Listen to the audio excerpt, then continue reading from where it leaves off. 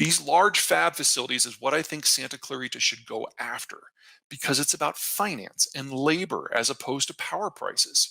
It plays to America's strengths and it plays to your strengths while ignoring most of the weaknesses that make other manufacturing efforts a reach for the area. You can tap the labor pool of Silicon Valley. You can tap the labor pool of Greater Los Angeles without suffering from their transport weaknesses. And financing for something of this size will never be easier. Since coronavirus started, the US has already picked up its first new fab facility. It went to Phoenix. But there's another reason that I think you should target tech and tech manufacturing. Silicon Valley is about to get its butt handed to it. The Valley has placed all of its eggs in the globalization basket. Its entire manufacturing system is Asia-centric, and it will lose its entire China footprint. These facilities must move. But better for you, Silicon Valley has lost its political cover here in the United States, across the political spectrum. Now, the center left originally loved Silicon Valley because they were corporate titans with social agendas, remaking corporate America from within, or at least that's how the love affair started.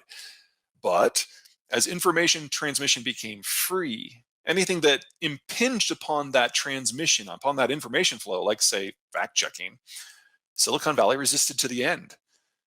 The Valley continued to disavow responsibility even when ISIS was beheading Americans on their IT platforms, even when posts were blaming California's wildfires on Antifa. The center left hasn't simply dropped its support for Silicon Valley. It now sees the Valley as a threat to democracy itself. Very top of the list of people who matter, California's own Senator, Dianne Feinstein. What about the center right? The center right used to laud the Valley as an example of what Americans could achieve in a low regulation environment with a new technology. But then Silicon Valley CEOs let their personal political views not simply shape corporate policy, but much of the Valley committed to never working for the government for anything.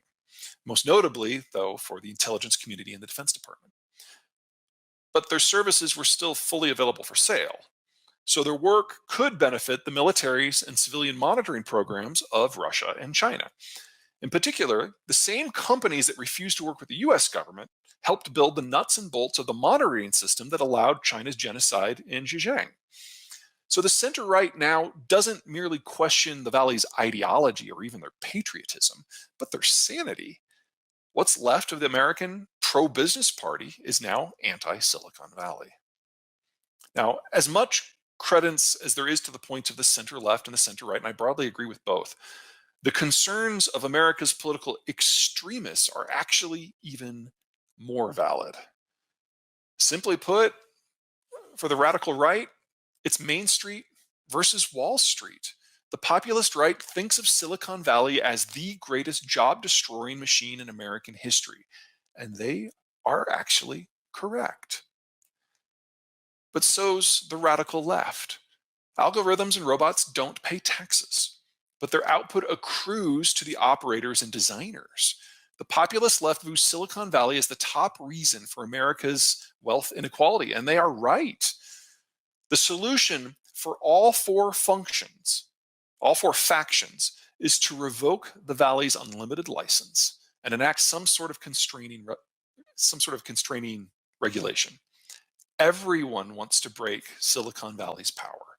Everyone wants to repatriate tech manufacturing. And Silicon Valley doesn't have the cost structure or the physical room or the labor force to bring the manufacturing base to the Valley in specific or even the Bay Area in general.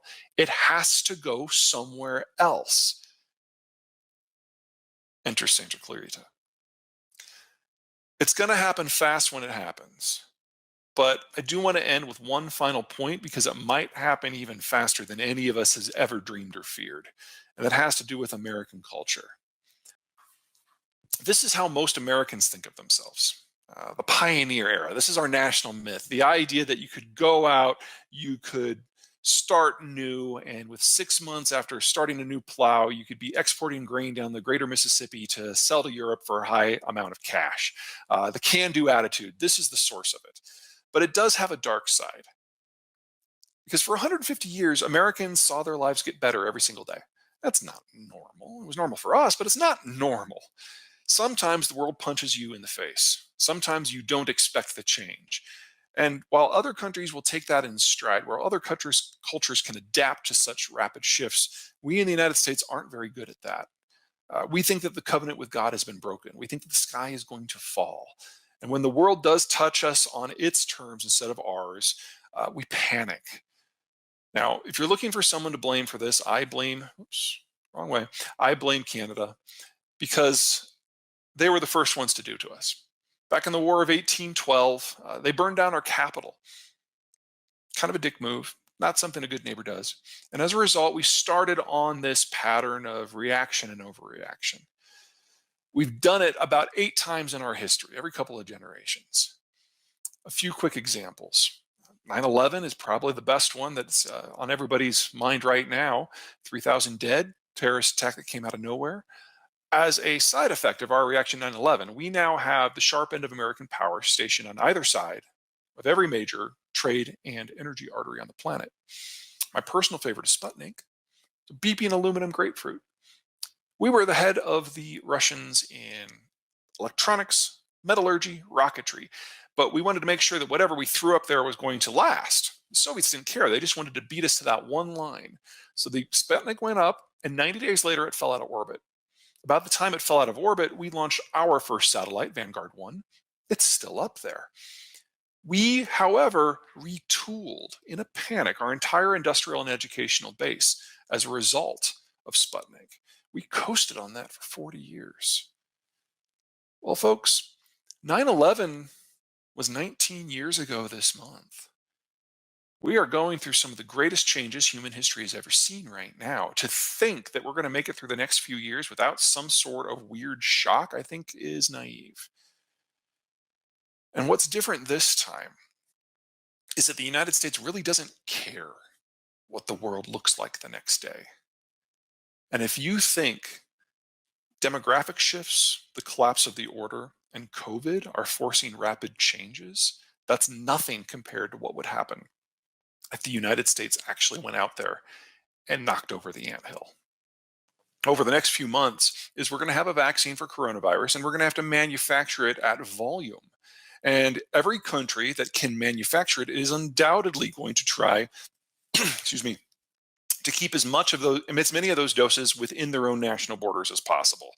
That is going to light a fire under the American people and under Congress to change the way that we do drug manufacture. And a lot of that is going to be forced to come back to the United States. That is honestly, whoever the first mover is on that in the United States is going to get most of it. Santa Clarita could go for that. I'm not sure you've got the massive competitive advantage there, but it is something to consider. The second piece, and I think something that you are probably better positioned for, is going for the higher end, the research and development of new drugs in the first place. Santa Clarita already has a reasonably large medical devices industry. Tijuana, which also has one, is not that far away. And partnership with universities and hospitals does not require immediate proximity. That is something where you already have some of the institutional and labor infrastructure in place that you can naturally expand into related sectors like drug development, especially things like biologics.